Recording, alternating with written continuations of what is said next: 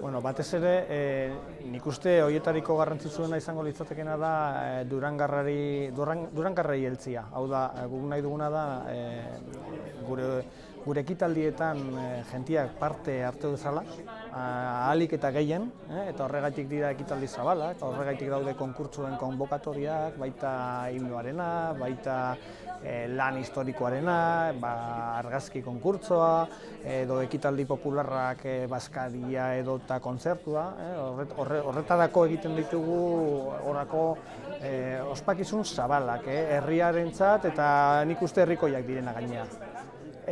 Azken finean, 100 urte dauzkagu eta horrelako himno ofizial gabe ari gara.